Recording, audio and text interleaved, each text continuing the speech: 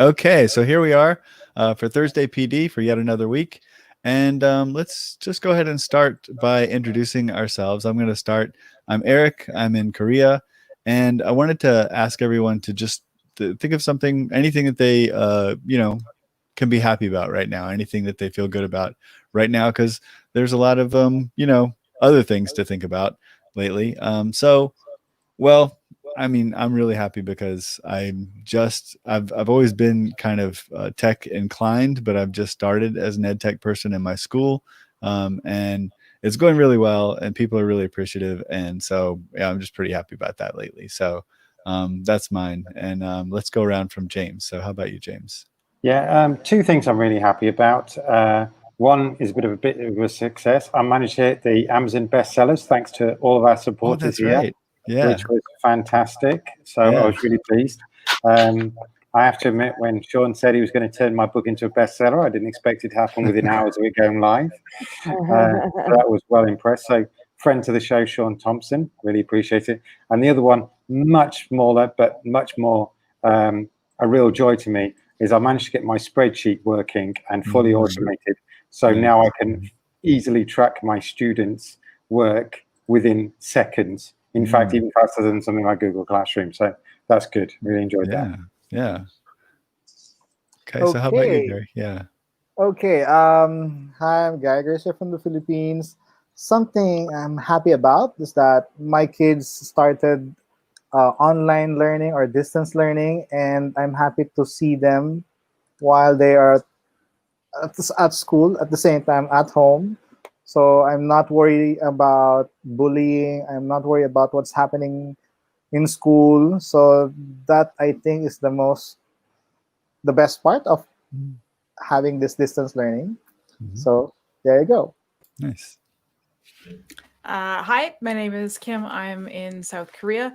And I guess a couple things that I'm happy about. One would be there was supposed to be a big typhoon roll through last night, and it looks like it missed us, which makes me super happy. And I think, like James, this automation thing I've been working on for a couple weeks is starting to come together, which is nice. And so I'm looking forward to seeing how that's going to work out. Cool. Hi, I'm Julius. I'm live from Singapore, and I'm happy that today I got my salary and there was a bit of an agreement. And tomorrow is Friday, so yeah, too good things. Cool. But otherwise, yes, I'm very happy that we're back in school, and well, it was an experience to be online, to be at home, but I'm happy that I'm in school and I'm back with my colleagues. Nice, cool. Adriana, let's catch up with you. Hello, everyone. I'm Adriana. I'm in Malaysia at the moment, waiting to get to Indonesia. Probably the funniest thing that happened to me is I'm waiting to get to my library in Indonesia, but we've arranged for physical pickups from the library. So we had some children come in today to pick up their books, and we tried to do the physical distancing with the masks and get the photos to prove that we're doing this, and it was just an absolute comedy. So I'm directing from my bedroom basically in Malaysia, telling them in Indonesia, don't go near the children. Oh my gosh. Say they're happy to get the books. Don't touch them. Put your mask back on. It was just comedy gold. Wow. Comedy. But yes, we've got physical pickups of the books. That's the main thing. So when the students return the books, is it like do they have to leave them untouched for a period of time? Is there some kind of like decontamination? It's a steep learning curve. So again, we're basically role playing. We're role playing it. Put the gloves on. Get the books with your mask. Put it in a room. Close the door. Don't touch it for 3 days. Then go in. Sanitize. No. With your gloves. Put your gloves on and your mask. Go in and sanitize it. We are role playing that at the moment so that the staff know exactly what to do. Yeah. Gotcha. Okay. Yeah. So 3 days we're leaving the books.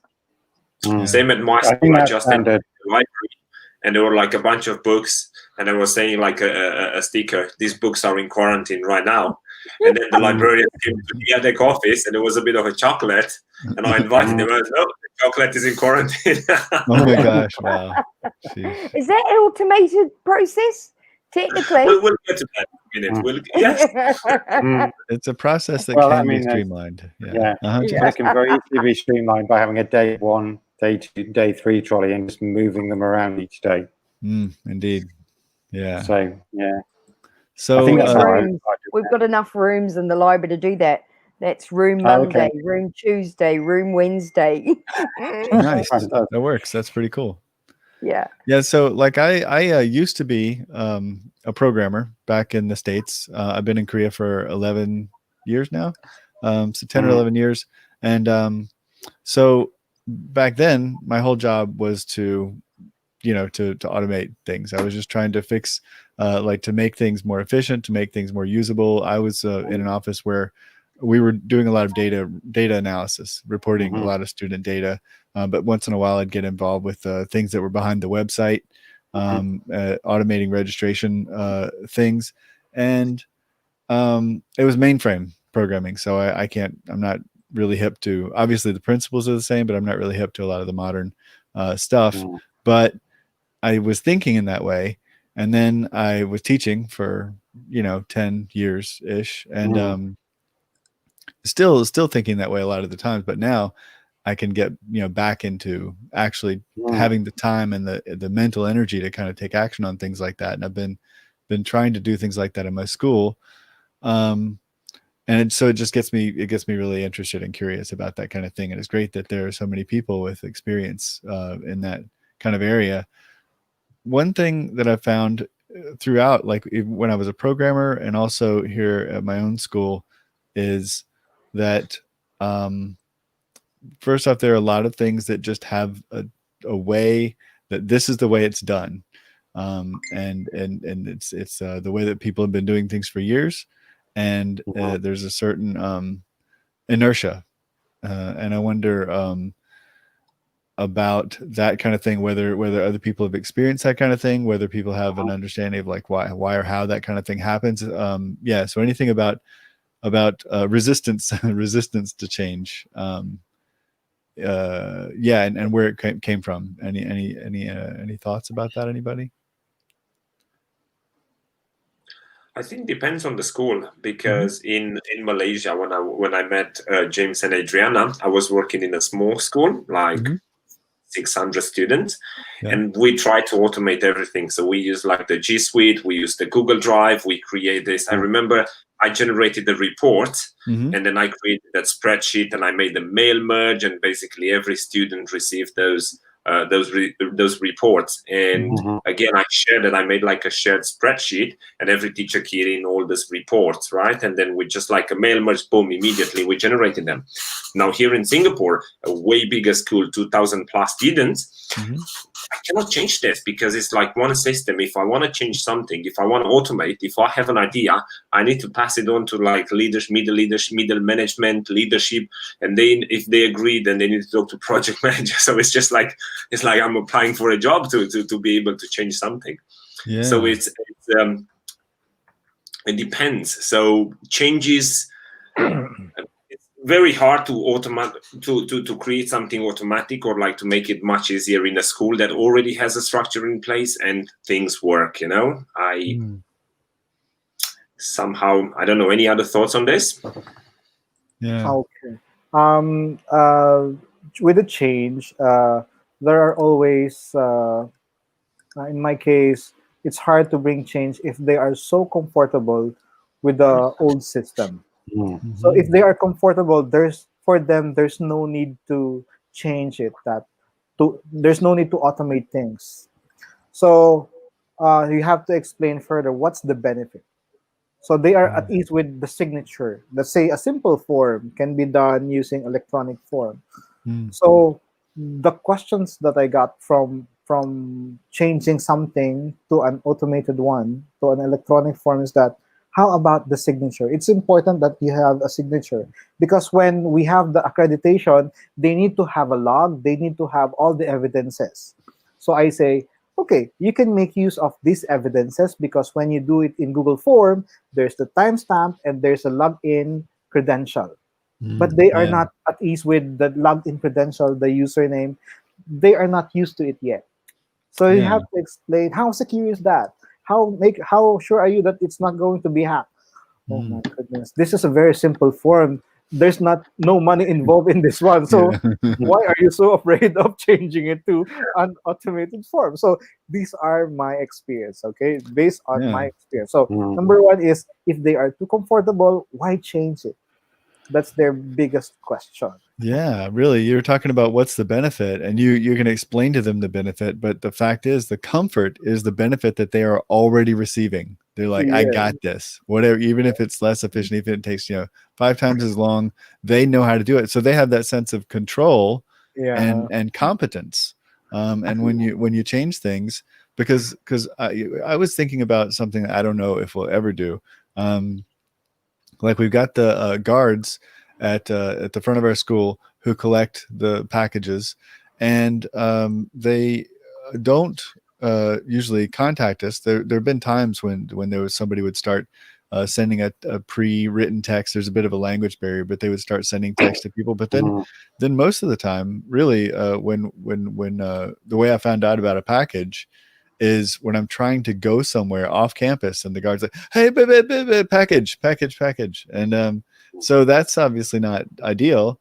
But what do you do? And so I thought, well, we've got autocrat, we've got automated mailing things. If we can get them to enter their stuff into a spreadsheet first, but it's like I bring up that topic and people are like, I don't know if they'd be comfortable with that, and so like we're stuck with the comfort level of which who knows what it is. We haven't challenged that, but we have a perception of the comfort level, which might very well be true. But you're right, comfort is a major factor in keeping things the same. I just add that if they see a benefit to doing something, so if you demo it and you pilot it, then people become much more interested in it. I mean, I've just had a teacher approach me, funnily enough, and sometimes when they see it working and they see it working well, they'll approach you for things like conditional formatting and things, because they know it works, they know it's good, but they need to be sold on the benefits first. They need to know it's a great system and that it is going to save them time. And the only way to do that is to pilot things. And I'm a big advocate for trying something on a small scale, letting people know it's working for us. Maybe it'll work for you. That's a really good point. The thing is about what I'm thinking about is pressure. When you simply do something and enjoy it on your own, there's zero pressure. Sometimes I'm like, I really want to, I think this makes sense. This is a good idea. And so then I'm like, I want somebody to change. And so I know already that's going to, it's like, cornstarch and water, oobleck, that stuff. It's a very strange substance. And here's how it works is that when you give it pressure, with like impact, you can hit it and it will resist. It's a Newtonian fluid. Is it something non-Newtonian fluid? Yeah, thank you, non-Newtonian fluid. And so if you hit it, then this otherwise seemingly liquid thing will stop your fist. But if you slowly move your hand into it, it will not resist. So it's like by lack of pressure, then you can make more progress. And so just simply enjoying something on your own, simply then that's the least pressure possible, and it brings people to you. That's very interesting. We have a thing about that one as well. We talk about like a frog. So if you put a frog in a pot of boiling water, the frog will jump off immediately. But if you put a frog in the pot, just imagine a frog in a pot, and you warm up the water. Well, basically, that's how you cook it, right? You won't resist. Yeah, that's interestingly similar. Yeah. Is that how you pitch it to your fellow travelers? Please let me boil you. Warm. You still be dead at the end of it, but wow, you won't notice. That is Al Gore's pitch, isn't he? He did a climate change thing video. Yeah. Brilliant. Oh my gosh. Yeah.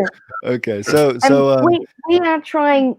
So I'm trying not to be as in people's faces in terms of changes and things like that and streamlining. So normally what I would do is I would, a tip a day or something like this, really exciting to the point where you're almost wearing people out and that kind of thing. So one of my colleagues said, well, why don't you just do a Google Classroom and just be posting tips in there, and then bit by bit, like I'll run a PD and then I'll say, I'm just going to join you to my classroom, and then you can see everything. And then so it's only small groups, or someone will ask me for help and then I'll invite them to the classroom. And it's really making a bigger impact, a better impact than what I would normally do, because they've come to me first, and then by association I've just put them in this little group if you want to, and then I'm seeing them making comments going, I didn't know that. Okay, this is interesting, that kind of thing. And I think maybe that is like that frog in warm water mentality, where it's it's not overwhelming them, and then they feel like they've made the choice to be part of that ideas community. It's good.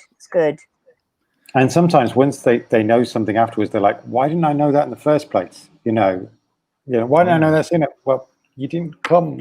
Tell us. I remember one poor lady years ago.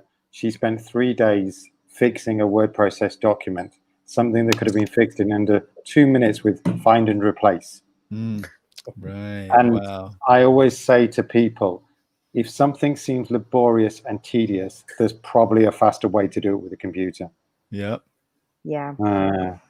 And I think that's, but it takes a mindset shift to say, well, there might be a better way to do this.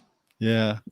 I feel like too, sometimes it has to do with like how much mental energy you have. And sometimes mental energy can go up and down in a day. Sometimes it can be pretty low in a whole, over a period of years. You might be like this, and so then people might have a hard time. I was doing something repetitive. I can't remember what it was, but just like 2 days ago. And I did it for about 45 minutes, but I thought, oh, right. Yep. Little comparison formula. And I can just totally see this instead of like having to poke through and compare things visually. So I'm just curious, like, has anybody, because Gary and Adriana, you were, those are some really good ways to get people to open up to some good change and growth on their own part. Has anybody had any situation where you either experienced or saw like a sort of a success story of overcoming or getting through some really established resistance to a particular change? It's fine if you like. It takes more than, it took me more than 6 years. That's what I'm talking about. Sometimes it takes a long time. Yeah. It takes a long time. So, so what was it? It took me 6 years to convince them. Number one, to make use of G Suite. Wow, yeah. Just to make use of G Suite. Yeah. And then you have to explain, why do you have to use G Suite? We have this and that, because we invested with the software and hardware with competitors of Google. So you don't expect everyone, because there are students who own Mac. There are students who own Windows. But then if they are using Mac, there's an office productivity for Mac, and the teachers are using Microsoft. So do you require students who are using Mac to buy or purchase Microsoft Office productivity for Mac? No. So you have to explain G Suite can be used with Windows or Mac. So up to that point, I have to explain it to them. We're not talking about it of automation. Take note. Right. So it's just explaining what is this tool is all about. And they ask me, why is it for free? What's the problem with free? So these are simple. I said, even these things I have to explain to you. So anyway, I did not tell them that, but even this very, small things, I have to explain it to them. So it took me, take note, 6 years to just acquire the Google for Edu. But that's a pretty good change. Yeah. Why do you have to use G Suite now for your students? So these are, I think you know what I mean. Some seeds take a long time to grow. In a couple of schools ago, I was part of the moving from desktop computers to one-to-ones. Mhm. And we had the loveliest group of people, but you'd sit down and you'd say, so what is your goal?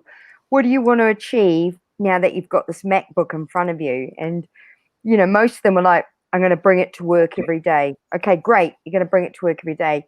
And there'd be people who would like shout across the playground and go, look, Adriana, I've got it with me. And I'm like, that's brilliant. And then your next goal is take it out of the box. Nice. Because they'd literally be walking around. And then some of them would get it out of the back cupboard and it's not been taken out of the box. Like this MacBook has not even been taken out of the box. And then, I mean, we pushed it hard because they basically just came back from holiday and had no desktop. We didn't even warn them about it. We just took it out and went, we gift you this. And within a year, they had adapted so well. It was amazing, but it was ripping the plaster off. It really was. And it was that. And next week, my goal is to turn it on, and we'd be like, yeah, she's gonna turn it on. Yeah, baby steps. Oh Nice. God, totally. Cool. Yeah. I was thinking about a situation that I had where I think it actually helped that I was ignorant of the history of a situation and had, you know, optimism that other people had learned not to have. So apparently I was at the University of Florida, and the registrar's office really wanted access to this file, this particular file that the data center didn't want. They were very wary to give access to. And so I didn't know that there was like 20 years of resistance to this. And I just happened to present an option that was less intimidating. I was just like, hey, what if, all we need is these 3 columns. Can you just nightly just build a new version of this other file that's built from that we can use that file? And that wasn't as intimidating. And I think it was 2 things. One, I didn't know the history, and 2, I think that the years-long battle had softened him up for me, and so sometimes, you know, coming in new, then you get some yeses that would have been no's because they're used to saying no here, but then they're not. And sometimes it's a different voice saying the same thing, right? It could, you know, sometimes it's the same person saying the same thing. It just becomes background noise, and then someone else comes from the side and says the same thing, and they're like, "That's a great idea." And then part of being a tech coach is knowing just to shut up and be grateful that they're taking it on board, not be like, "I said that. I've been saying that for years." You just have to go, "Yeah, we got this." I hear that. Yeah. Push that seething down. Nice. So like I'm curious about things that have you know, that have been changed in schools that you've been in, maybe as a result of your efforts or not. Like I haven't even tried to. I wrote some stuff. I like started working on it, but I haven't tried to broach the guard thing. But I planted seeds on that one. But what are some things that you've managed to change? Gary already mentioned something. What else does anybody have that you've instituted in a school, or somebody else has that you appreciated? Come on, Ken. Come on. No pressure, Gary. No pressure there, you know. One of the things that I noticed. Like, you just keep talking the same time. You first, Julius. Oh, thank you. So Adriana and I met at a conference in Singapore last year, and there was the whole presentation was about this people on an island remember that, right? On an island, spotting another island. So they divided them in like 3 categories. The go-getters. So there would be the first category. Those one would say like, I see an island, I'll go straight away. Then the second one in like approaching technology would be the shark spotters, right? The shark spotters would be like, you know, too many sharks. I'm not sure. Should I go? Should I stay or should I go? And then the third category was the pole huggers. like that. Yeah, 300, the flagpole Flag huggers, right? No Yeah. one's gonna stay on the island. So I went back to the school. That one remained. We even created a small group on WhatsApp called Google Speed Swimmers, right? That was the first category, the Speed Swimmers, and we're still like texting each other and stuff. And I went to school after that one, and at the end of the year, I created that presentation. I reproduced it a bit of like I changed it a bit. And then I like the terms of like the EdTech from the EdTech department trying to end the year and to conclude everything what we've done in terms of EdTech and like. We had some innovations. We use this like in pod areas. We have like the projectors, and then we hook them to a Raspberry Pi. We create a Gerald. The students like post information and stuff like that. And we presented all this, right? And then I presented this one in front of the teachers. And at the end, I ended up like, who are you? Like, which one of this? Are you a speed swimmer? Are you a shark spotter, or are you like a flag hugger, right? Yeah. And then it remained so well into the teachers, because even if they see it right now, it's just like, hey, what about those sharks? You know, they're always just like talking about this. But I think they got the idea, and they got the idea about like the comfort zone, and then just like pushing yourself, right? Your example, James, with the carriage, right? The first I've seen some. They are all similar. Yeah, it's yeah, exactly. And there was another one. Sorry, the conference we were at was so funny. There was Neil and I, who's in the chat, and we were sitting together. We hadn't seen each other for a long time, so we chat. And when they said, get up and move around and meet new people, we're like, nah, stuff them. They can all come to us. And we carried on chatting. And then when they did that, when she talked about that again, she said, who defied me? And just flat out said no. And it was the two of us and other people. And she went, you are flag huggers. And we just talked about how we were like, you know, we would like get out there and wear like shark swimmers sometimes and some of that. But she was right. We're like, we're not doing it. Nah, we're not listening. And we were so shocked that we were flag huggers. Every time they said something, we're like, we can do this. Let's move.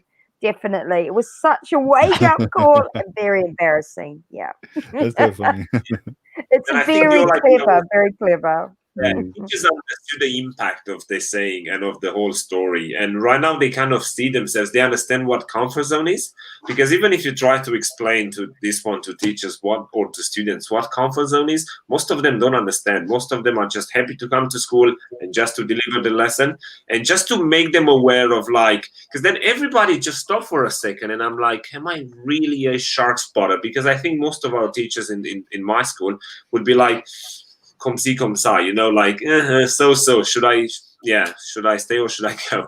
So that kind of like, just like, you know, open their way. And I feel a bit that they try to push. And then the COVID-19 came and it was a perfect experience for them to explore like the tools, you know, to explore the online, the distant learning and all this. So it went perfectly fine. We got lots of messages of appreciation messages in debrief and everything. So I think I was very happy just presenting that and creating awareness. Cool. Nice. Of course, the rest is just baby steps and proceed. Yeah. I mean, I was going to say something about similar to Julius, but it reminds me of something. Somebody said, if you've got a very comfortable settee, that comfort zone is very, very attractive. And that routine is very seductive. And the who moved my cheese thing from years ago, you've got to work hard. And you've got to really prove, especially if it's something that there's not an immediately obvious benefit, you know.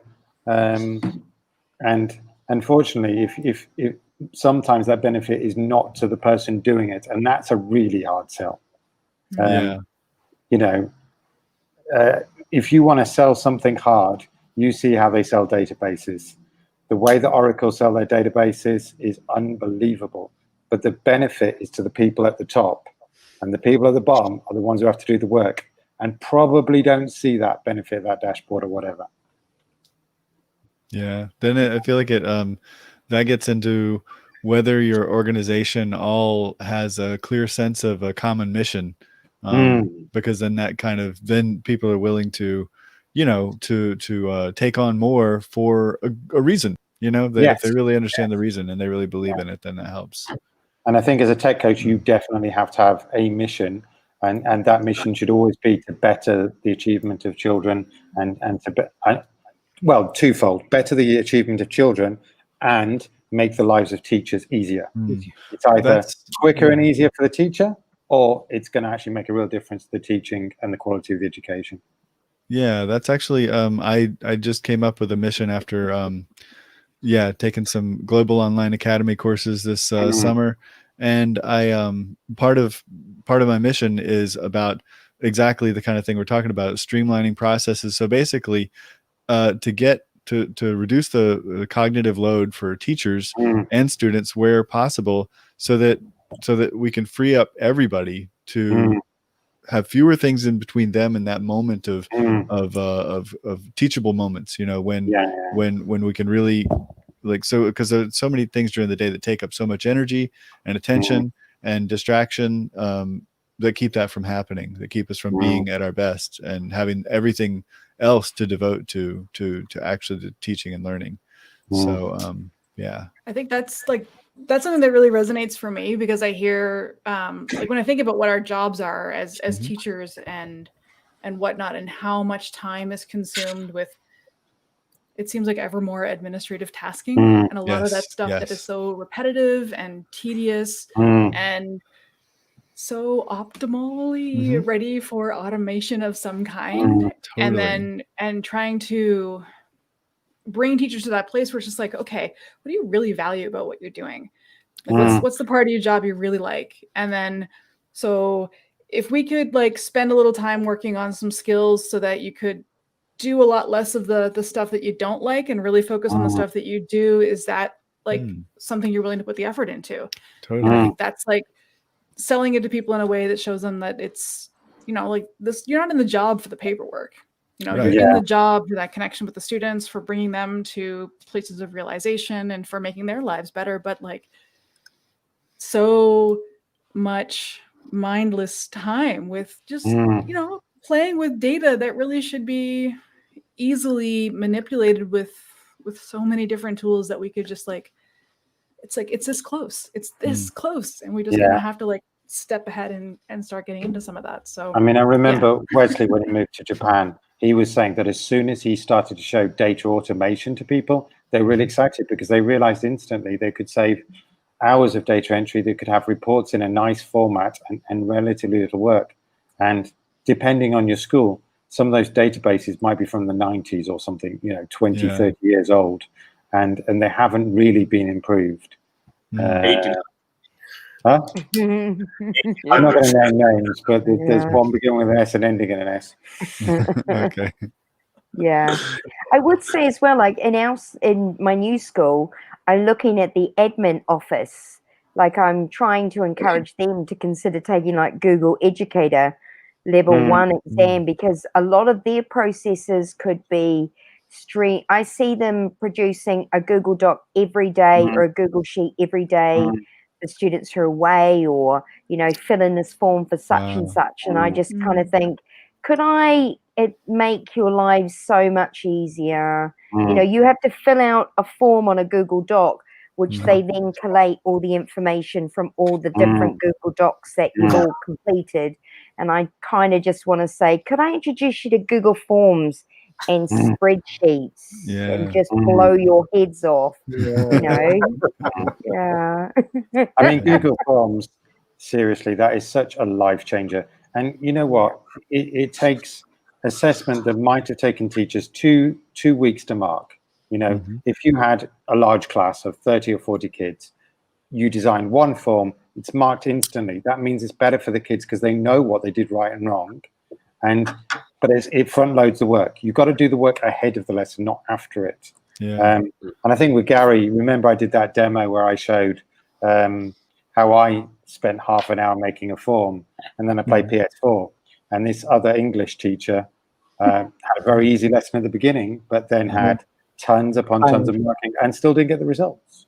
Interesting. That was obviously a hypothetical. Hypothetical, of course. Yeah, it was a story. Yeah, talking about a friend. Yeah. Coincidental fiction, honest Gov. The thing about Google Forms, I mean, for formative assessment, great. Summative, it's a little difficult because there's so it's hard to monitor. I've had some thoughts about how that could be improved, but didn't ever pursue them too far. So what about, so we heard some examples, but are there any other say processes that either you think, hey, we really could do this and you haven't attempted it, or anything that you've managed to improve in your schools so far? I mean, I think one of the big things is things like making certificates and sending personalized emails. A couple of years ago, we had a situation where we had these big whole school projects, and everybody would be doing everything. Well, of course, all the kids wouldn't know which room they were going into or anything like that. So I just used a spreadsheet, quite a big spreadsheet because there's 2,000 kids on it, their options, and then I told them exact rooms and things to go to. And so that morning, I sent out 900 emails, personalized, to every kid, saying which room they need to go, which option they chose, which room they need to go to, and which teacher they're with. And it meant they all knew the room. Now, can you imagine the chaos in a school of kids who have no clue what room to go to? Right. And as I say, because of that, they did it. And that's probably the biggest example, but it's many things, you can send out and just make lives easier for teachers and students. So how did you do that? How did you, because it was a spreadsheet. And so, how did you? I used a little tool called Formula, which I think Gary is going to talk a bit more about. But basically, it allows you to use as long as you've got an email address and you've got the details you want. I most often use it to give marks to students so that they're not embarrassed in front of their friends. Right. So that they get their own personal mark and they don't get any details of what else is going on. And in computer science, that's really useful because a lot of the stuff is computerized to begin with. But it's very powerful for all sorts of things. When you have workshop days, you have, any sports days and things like that, telling you which events you should go into. It just saves a lot of grief, but it does take a bit of setup for that. Can you just use mail merge?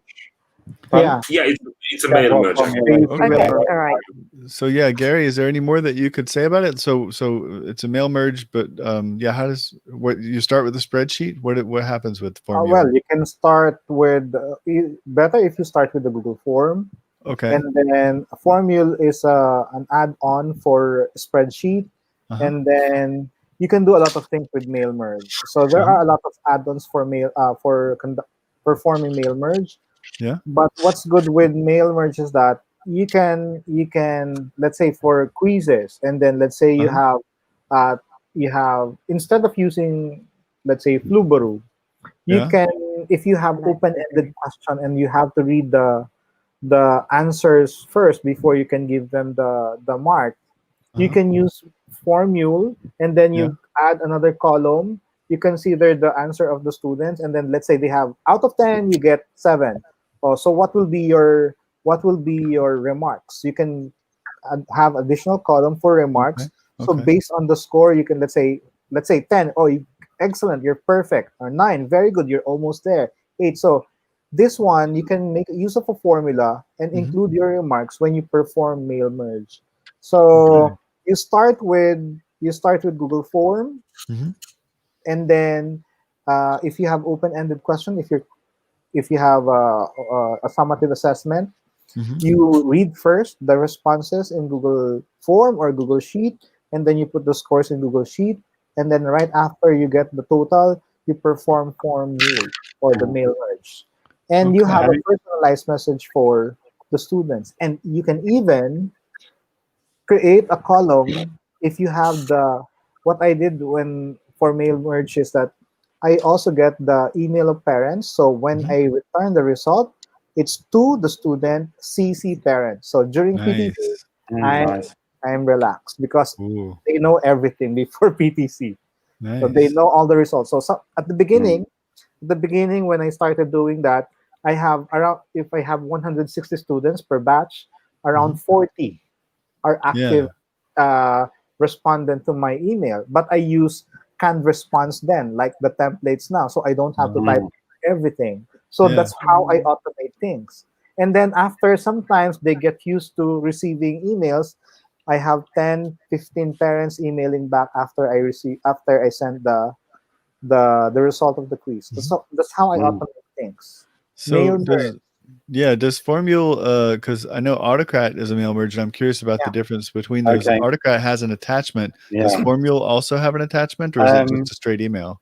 Do you mind if I take this one, Gary? Go ahead, James. So the big difference is Formule is the quicker, simpler one.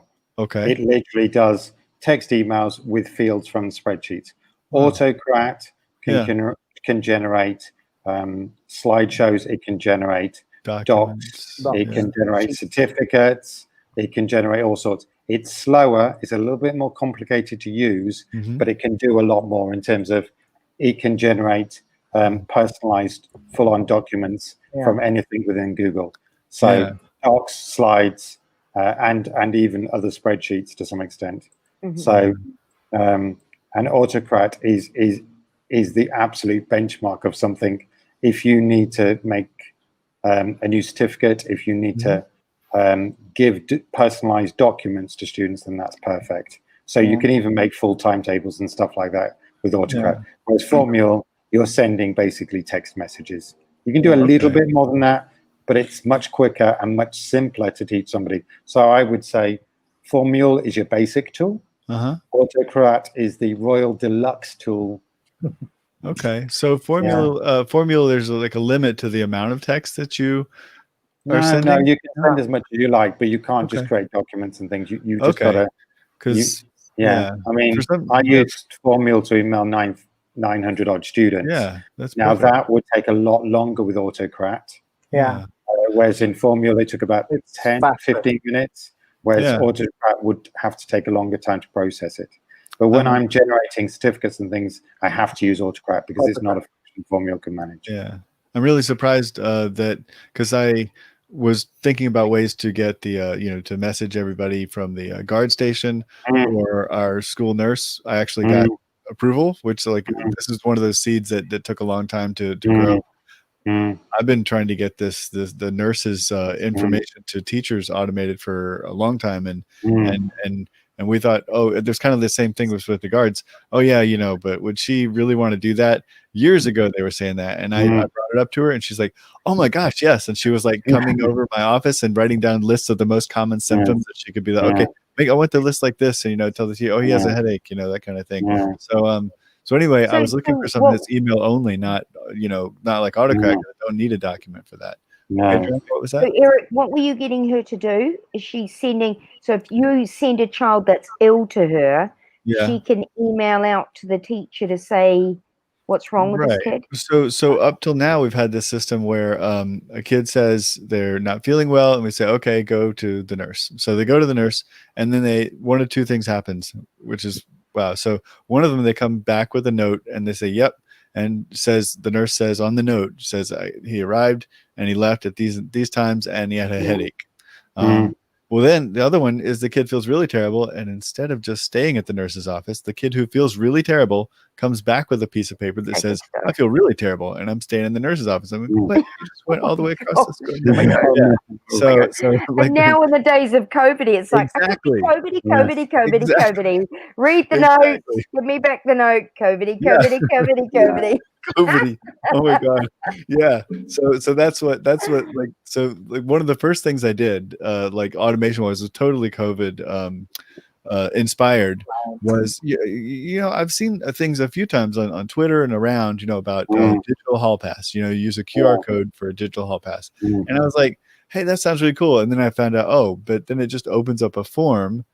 And a form that the kids don't want to enter, and so why are they going to participate in that? And so, but then, I don't know. Like I thought, I was way late to the game on pre-filled forms, Google Forms, and I realized that you can pre-fill the form with the teacher's name, so that the only thing the student needs to do is say headache, locker, water, whatever their reason for leaving, which is not.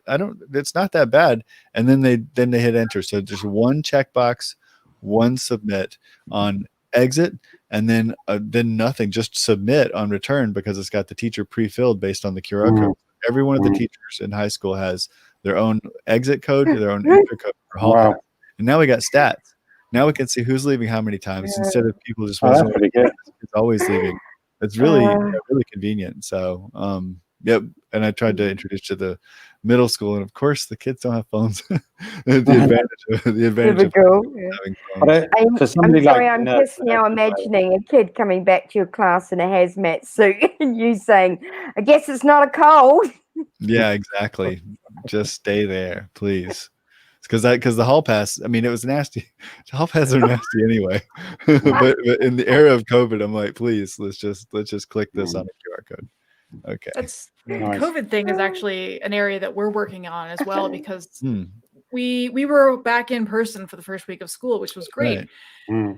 And now we're not. But anyway, we're hoping to come back again soon. But in the meantime, we've been dealing with this like contact tracing kind of situation, and how are we going to be figuring out where people have been? There was like discussions about closing the library entirely, and we've managed to figure out a system where the kids have to check in to different seats and let us know where they've been. And then we've got like cleaning protocols for everyone in our roving cleaning team and things like that. But the form that was there was this like really long Google form that was like automatically collecting your email. What's your name? What seat are you at? What's your check-in time? When do you think you're going to be leaving? And it's just like, and getting compliance on something that's really long and has multiple steps is extremely difficult. Right. And so one of the things that I worked on last week that I'm super happy about, and at least I've got a working prototype for, is using a little bit of app script and launching a web app that basically you log in. If you're logged in, then you're great. It just like catches your ID. It logs. All you have to do is put in the seat number where you're sitting, and you press check in or you press check out. Nice. And then it automatically logs it to the spreadsheet. We already have databases that connect names to these emails, which are unique identifiers. And then on we go. Like, let's not make this difficult for the kids. Let's make them want to do it, or make it as simple as possible so that we can, move on with life and stop wasting our time filling out forms. Totally. It's too much. Do you use a QR code for that, Eric? We did that with the classroom. If we were going to do that for like the same system as Kim's talking about, then there'd be like a code at every seat, which, I mean, that's one way to do it. It's like a lot of systems are more labor intensive up front, but I mean, that sounds like it's not. Yeah, it's maybe less effort than planning a QR code at every single seat around the school. But you wouldn't need a QR code anyway, because you could just code it up with, numbers or letters or something. So you can make it a 3-digit code or something. Yeah. So long as you can find some way to label the chairs. Yeah. And most you could do the room number and then a chair number or something. Yeah.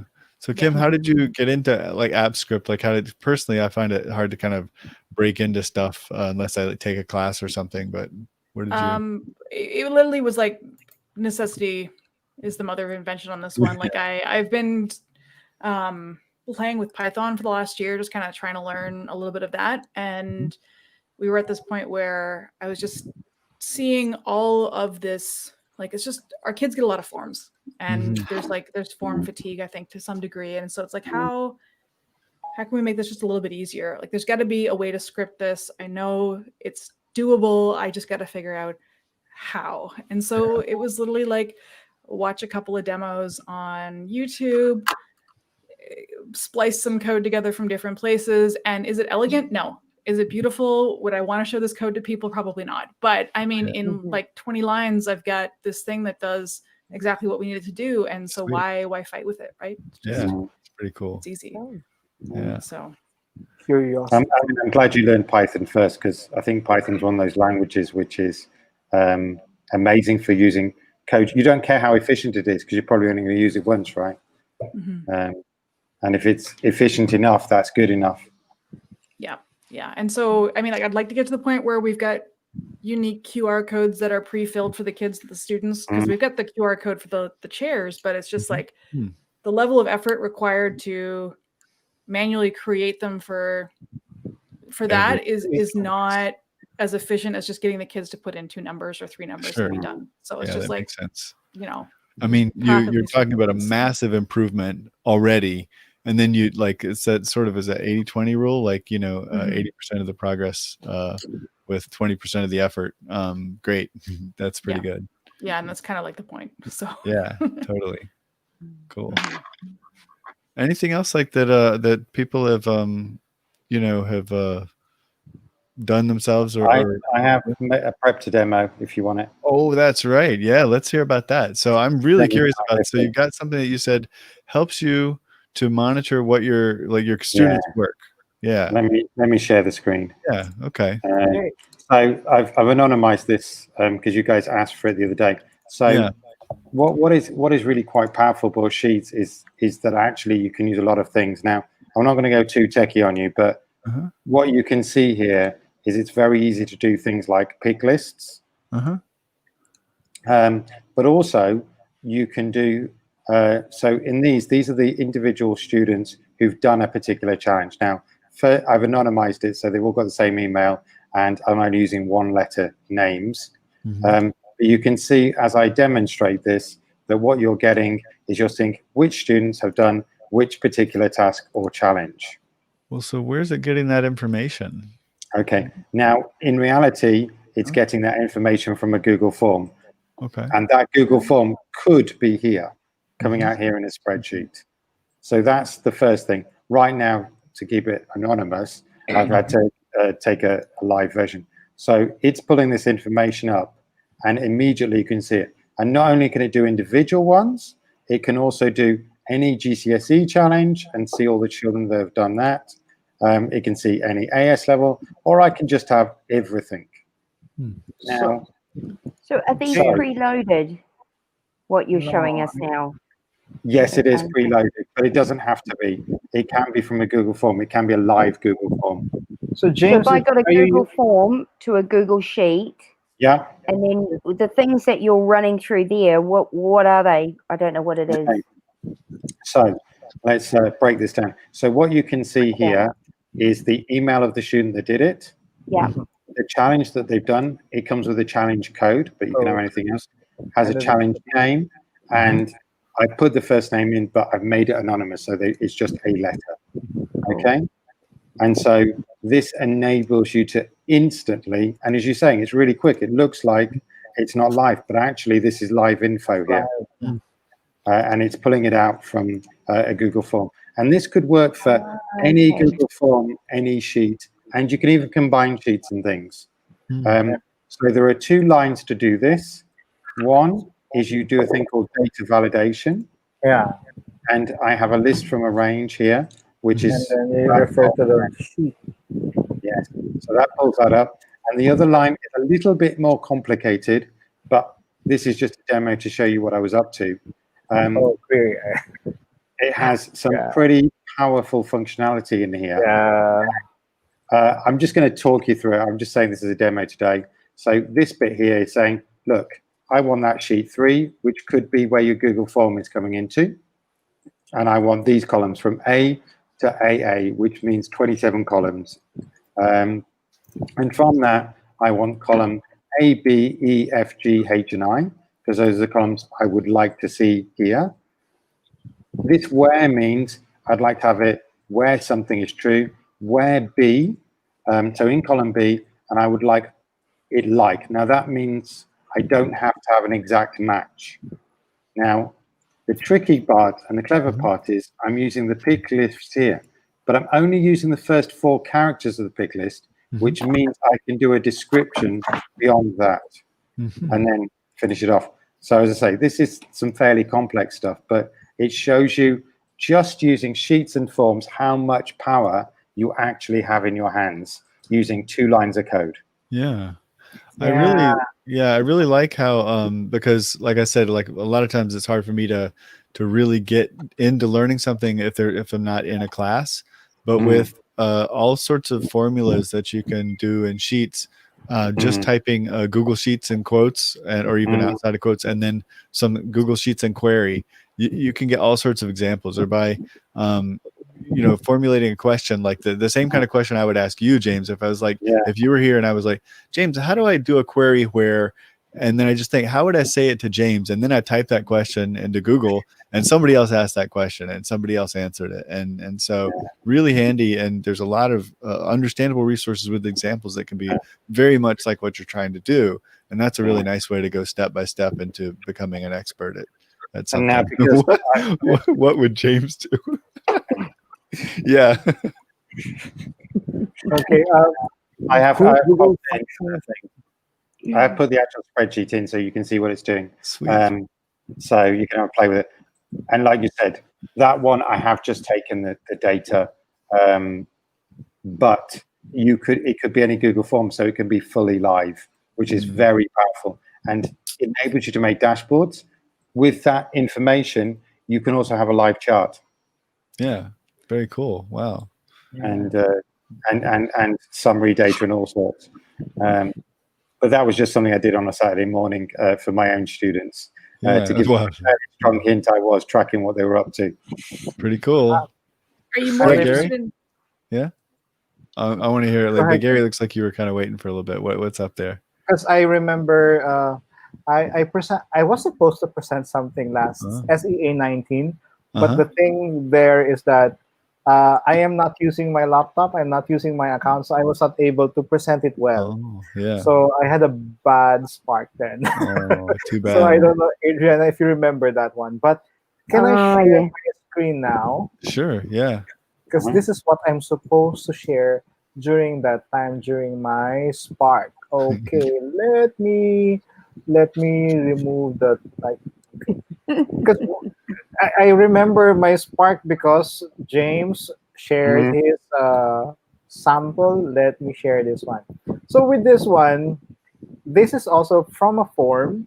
Once a new entry is given to a student, this is not the real name of a student. Let's say, let me pick a name of a student. Let's say Carl Comia. Look at the graphics. It changes because it depends on the entries. We haven't put Gary's thing up, sorry. Oh, sorry, again? There you go. Okay. There you go. So if I change the name, there is a summary, individual feedback summary report for each student. These are basically observation for each student. The red one represents the things that needs improvement, while the blue one is the affirmative feedback from a selected student. So if I say, let's say Annika, I have for Annika, I have the same number.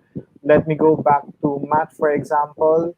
So there's only one for improvement report. And then if I go to Comia Carl, there's more for improvement report, more than the affirmative report. So you can use Google Form, and this is just Google Sheet with query, with unique combination of several functions. Cool. Just using Google Sheets. Nice. But then it starts with Google Form. Yeah. We love Google Forms. That's what I want to present during the SEA 19, Adriana. Nice. I failed.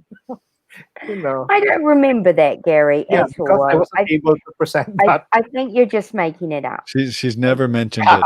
She's never mentioned it. Yeah. I was moaning about so many other things. That was the least. I was moaning about the lack of fizzy pop. Do you think I'm going to be bothered that your screen wasn't up? So, Kim, you were going to say something a while ago. I don't know if, go ahead, Kim. Moment gone? Yeah? Yeah, it's fine. Yeah, okay, cool. What was that, Gary?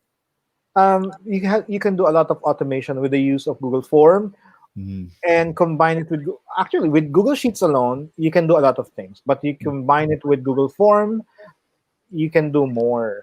For example, generating reports at the end of the school year, how utilizes this facility or a classroom. You can easily, in a snap, you can use filter or sort or count. There's a lot of functions you can use using Google Sheets. Yeah. Very, very easy. Yeah, and like I said at the beginning, just the very fact that they like even for teacher training requests, you have to fill in a Google Doc, and then so they had like about 40 requests that they go through individually and input onto a spreadsheet. Yeah. Wow.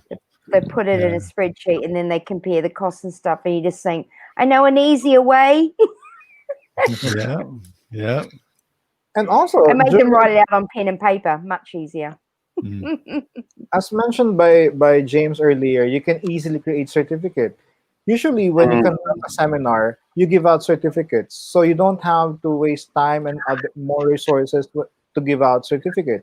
So it's very important that that you conduct evaluation, so you know that the success or failure of the seminar itself. So you can use Google Form to get their names or to get the evaluation, and then they just need to type the name, and then right after they send the Google Form or submit the Google Form, they will receive a PDF file of their certificate. And then you can change the settings of Google Form wherein they can only fill it out once. That's it. Yeah. And if you're particularly mean, you can make sure that they actually attend by making them fill out a code or something. So if they and make sure it's about halfway to 3/4 of the way through. They don't leave early. Yeah. With dear old teacher Mikael, I discovered that people were pretending they wanted the forms and they hadn't actually been there. Yeah. Wow. Not you. I'm using you for right now. I have some students in stay of home notice in the hotel because they're not allowed to enter Singapore. So they just arrived to the country, but they still need to serve 14 days of quarantine. Yeah. So all the instructions of setting up emails and the information and then how to access various programs, I had to compile. So I created the document and I put it in a spreadsheet, and basically I just mail merged for each one individually. So dear Jimmy, your email is Jimmy. You can find it. Nice. So that automation helped me heaps. So it worked very, very well.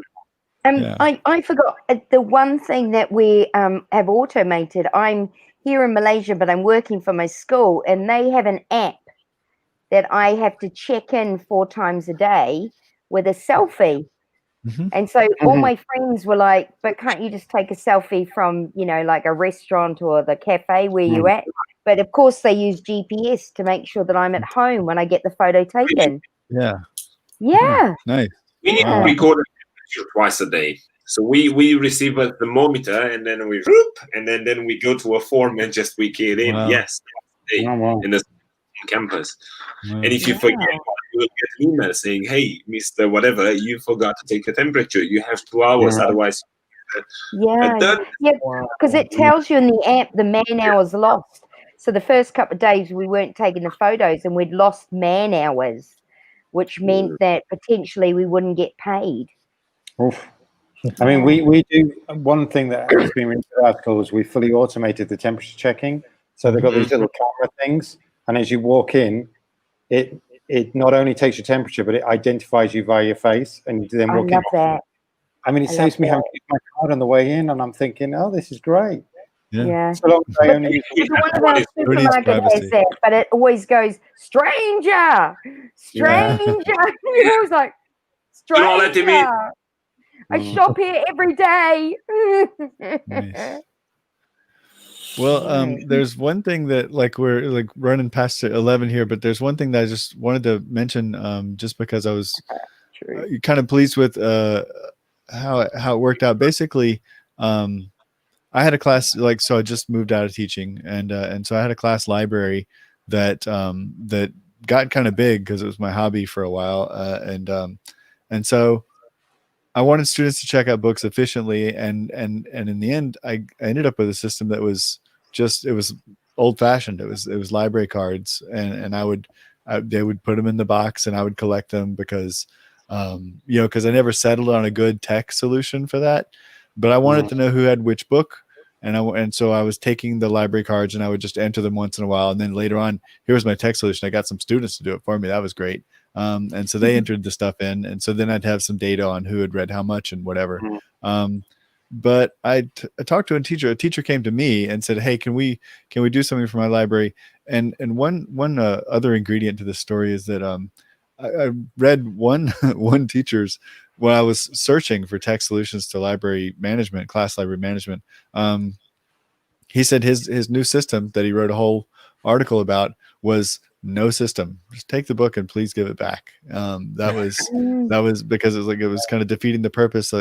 getting to certain complexities of attempts at this. And so somewhere in between those two, my system and that system, we came up with something because this teacher wanted some kind of evidence that she could use if she needed it, but she didn't really need to keep track of what book they were reading necessarily, data analysis or anything. So after seeing the digital hall pass that we did, she's like, hey, can I use that somehow in mine? So we set up a system where they can check a book in or out with a QR code that registers their email, and the form requires a screenshot, requires an image, and so they take a picture of themselves with the book on the way out and on the way in, and then so it's simple, doesn't collect as much data, but it's also extremely efficient, and also because the QR code creator that I picked lets you put images in, then she gets unicorns too, which she likes. So yeah, nice. I like Go ahead. The library is a classic example where they say that the system that you put in place, the library management system, the barcodes, the scanners, and the big thing that beeps when you take the books out. If you just did not pay for all that, it would cover all of the books that supposedly walk out. The cost of actually tracking them all outweighs the cost of actually buying the books again if they get walked out. Very interesting. And also, you want kids to go reading books, right? So I agree. I think there's some libraries do have sections where it is literally you can walk out with the book, and if you bring it back, it's like an honesty system. And I think you can afford to do that. You can afford to have grades of books, the reference books which kids need regularly, and the books you might have to check out, and then just have these are just bring your book back when you feel like it. These are the ones we don't really need to track. Like lowering barriers to access, like because we want the kids to have the books. What are we really? What do they exist for?